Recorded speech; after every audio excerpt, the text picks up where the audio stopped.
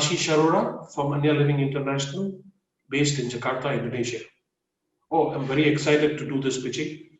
I'm very much looking forward to this opportunity. And this learning process was very important. In fact, it helped me in many other things, in presentation, etc. So I'm very excited about it. I have practiced it a few times already, as Parliament already informed us that better keep it within 5 minutes. So trying to put it there, practicing, trying to make sure the figures are right, checking it every minute. Yes, a lot of preparation behind it. I think without that, I'm not sure I could have reached and be so confident as I am today talking to you. Meaning that was the most helpful part. Before that, it was more of a blind spot to me. I knew there are investors. I know you need to pitch. I saw it in YouTube, etc. But this particular exercise, I think it's very important for anybody who wants to pitch first time. Needs to go through this. Definitely 101%. That's for sure. Meaning I've already started talking to my friends that how important and exciting this part is. The learning part, maybe things go right, or I don't know how it will go tomorrow, but it's built something for the future. So this is very important, and I think it helps. I definitely will recommend other people for it.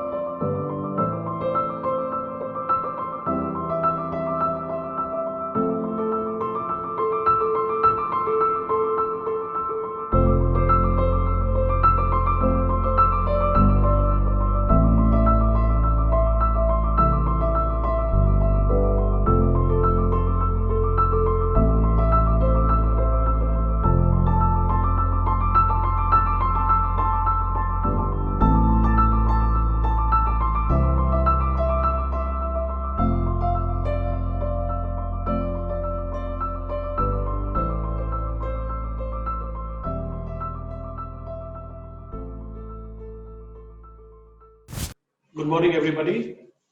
I'm Ashish Arora from ANYA Living International, Jakarta, Indonesia. I'm here today seeking an investment of 116,000 US dollars with 10% equity to offer. ANYA Living International is known for providing sourcing solution with an established supply chain network, which has enabled our brand name to be very strong in the online marketplace in Indonesia and also internationally. We are specially known for our affordable designs. We provide customized designs based on latest industry trends. We believe in innovation, quality, and of course, low-cost products. We aim to deliver 100% eco-friendly products and maintain social compliance with factories.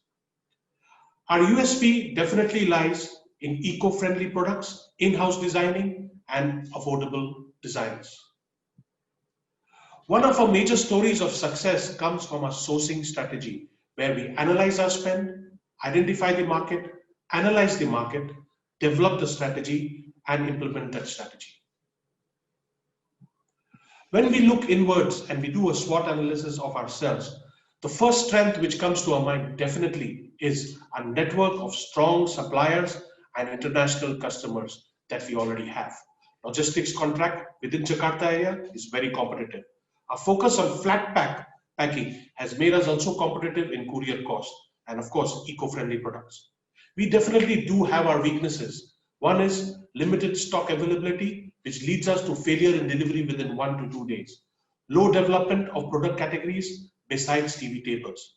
Not catering to markets outside Jakarta area. Not being able to capitalize the growing eco-friendly market. And also lower quality control leads to higher quality problems. Indonesia has opened the door of high potential and high opportunities. One of the biggest one is the huge young middle class population of Indonesia. The market outside Jakarta area is also very highly potential. Eco-friendly product is for highly rising demand, focusing on import range from ASEAN. The pandemic, in fact, has led to an increase in demand for home and living products because of people choosing to stay more at home. And also, a demand from US market towards Southeast Asia has led to an increase in inquiries from US area. We definitely face threats if any change in government policies, direct sourcing by portals, slow response to opportunities by factories in Indonesia as we depend on buying from them, logistics infrastructure. The competitive landscape of furniture in Indonesia is fast maturing and growing. The online players, Fabilio, Decoruma, Funica, Olive House, marketplaces of various portals. The brick and mortar stores, Informa, IKEA, Ace Hardware, Vivere, JYSK, and even the small carpenters and small retailers. When we look ahead towards our roadmap, making our future business landscape, up to 2022, we definitely feel beefing up our inventory, increase the number of SKU to support the sales growth, expand our warehouse and logistics, invest in technology to support processes, enhance digital and offline marketing, and expand our senior team. Looking more ahead to 2024, we want to add more homeware products, open partner distribution centers in East and Central Java and even Bali, eco-labeling our products more aggressively, research and development for product development. And looking at 2025 and more ahead, expanding our warehouses and maybe replicating the same online markets in India or in US market. Our financial position, we have already serviced more than 25,000 customers in Indonesia. And our export brand Global Make was one of the 4 brands to be selected by the Indonesian External Affairs Ministry to be representing them in the Indonesia-US Business Virtual Meet, which was quite a success, just held yesterday. Our revenue has grown from nearly 8 billion to 20 billion this year and expected to go to 55 billion in 22 and 87 billion in 2025. We are here today seeking an investment of 1.7 billion rupiah or 116,000 US dollars. When we look at the market dynamics of Indonesia, the home furniture industry is growing at 3.5% rate. The market revenue is expected to reach to $6,457 million in 2024, which stands today at $3,420 million. The internet penetration was around 4% in 2017, which today is around 14%. The founder, myself, Ashish, has been in home furnishing, retail and sourcing in Asia with brands like IKEA and Confirma, building for them a strong sourcing and supply chain product development offices within Southeast Asia. So with this experience, foundation, and building a core competency of strong supply and supply base, design, innovation, quality, eco-friendly products, and of course, low-cost products, we plan to strive ahead. I thank you for your time. Looking forward for a strategic partner with you, growing together with one vision and one growth. Thank you.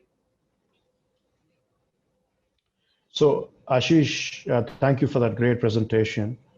My first question to you is, are you trying to, build more of an online oriented business, or are you going to, continue to be a multi-format kind of a player? It's actually a mix of both. Both go hand in hand. When I say, yeah, of course, the main investment is towards the online business. But when we talk about sourcing for the online business, that is also sourcing for the export market. So it goes hand in hand. So when we are looking at the expansion, we are looking for both together. Okay. And my second question is, do you see yourself continuing to be focusing on building your own brand, or do you also see a huge opportunity in being a supplier to the IKEAs of the world? I see mostly building up on our own brand because that's what we have built up. Today, when we search or anybody talks, I met people saying, "Oh, you're from ANYA Living," so they already know our brand. So I want to build up on that brand itself. Wonderful, thank you. Seema, do you have any questions? Yeah, this is for the benefit of Indian investors and the investors from India. Ashish, the company is already a foreign investment company, am I right? Yes. Yeah. So Vijay, if you recollect our discussion that if there is a foreign investor coming in, they'll have to go through the change in process, which with ANYA Living, that process is already done. Already done. Good. Yes. So that makes it a lot more easier for the foreign investors to invest in this company. Wonderful. Yeah. So that stage has crossed. Okay, Thank you, that's number Seema. one. Number two, Ashish, I just want to know where exactly your manufacturing units are located, and what kind of, the wood quality you're focused on in your furniture. These are my questions. So answering the part, what type of material we use, we are focusing on the mass market. So we are focusing on MDF particle board, which is again environment friendly and E1 certified products. Our manufacturing, we buy from suppliers. We buy from suppliers mainly in Tangerang, Serang area and East Java. That's our main supply. Okay. We don't deal with the traditional furniture. We are dealing more with the flat pack furniture. Okay. All right. I think that's about it from my side. Maybe you Okay. want to, yeah. Yeah. Thank you, Seema. Do any of the investors have questions? Ashish, I have a questions on your business model. Yeah? Knowing some of the big players in Indonesia, like Integra, the public listed company, supplying to IKEA, and the competitors that you mentioned, like Decoruma, Fabelio, they're well funded. Yeah? How do you compete with them in a way that, because they're well funded, first thing, and then as far as the business model, the way I also see from the VC perspective on your revenue growth, yeah, it might not fit with the VC investment, the way I see it. Have you ever explored in a way like in the US, there's a company that focus on the furniture rental? Okay, answering sorry. Yeah, if you do, have you ever explored to go that path, on a business model side? Because I see, at least from the VC perspective, the rental furniture, at least in the US, it's quite attractive, and no one is doing it in Indonesia right now. Indonesia. Right. Okay, answering your last question first for the rental furniture. In fact, a couple of years back, we had definitely thought about it, but we didn't take up that because it requires investment from our side to put certain furniture in certain apartments. Basically, the apartment furniture we were talking about at that time. We are open to that, but we didn't explore it further than that.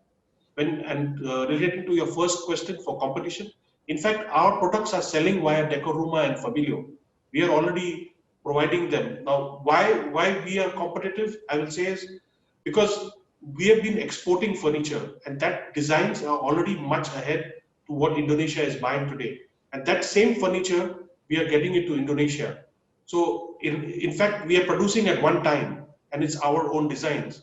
So we buy from the similar factories they are buying, but we go hand in hand, and we can compete with them in that way. So they have actually invited us to sell through their portals because of our good designs. Okay. Great. What's the situation now in COVID? Has the demand dropped?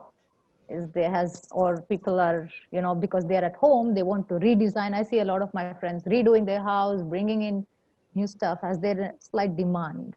Yes, like I said in my presentation, in the pandemic, we've suddenly seen a spurt of growth, and mainly for the furniture relating to where people sit around, from sofa, to coffee tables, to workstations, not to the very big furniture, because people are not shifting houses yet, but a lot of people are changing their outlook of their house to be more comfortable and being comfortable around their house. Okay, that's good. Sure. Any other investors have any questions? Does anybody have any interest in taking this forward with Ashish? Yeah, I would like to speak to Ashish later on. Sounds good, Umesh. We'll organize that. Good. And if I'll just wrap up, what Edward said was more for a very important feedback to you rather than a question. It masked it as a question that is very Indonesian. But what he said was, for a VC, they need that X factor of tremendous scale and profitability for them to partner and put money. Yeah. So if you go play the VC game, you will probably be able to raise larger amount of money, but you will have to be in a space that is sexy for them, that makes sense to them. So you may be profitable, growing, and it's a great business to be in. But for a VC, he gave you feedback of how you could possibly think of a different option. And though he has not said he will meet you separately, I would encourage you to seek out through us and try to pick his brain privately and see what he was meaning by what he said, because he may not have had enough time right now. Yes. Just adding to that point also, of course, when we build up the plan, we are going one step at a time, and we definitely are open to going that direction, like you are saying. Sure. And of course, our growth and our strength comes from the experience we have in this line with already the network of suppliers we have in Southeast Asia. Yeah, before the pitch, I was quite nervous. And I think it went quite okay, as expected. Few questions, good questions actually, and good feedback. And hoping I get some deal very soon. Couple of them have shown interest. They asked a few questions. What they said, my business model is quite straightforward. So, and it's already an established business. So they want to talk separately to me. This is my first experience to go into a fund fest, and it was one of my best experiences. Actually, it matured me into the way I look into how to get funding. Because before, my approach was very micro and very short term. But when I did this whole program and I did this fund fest, it looked much more ahead and opened a lot of doors. So yes, it's been one of my best experiences, I would say.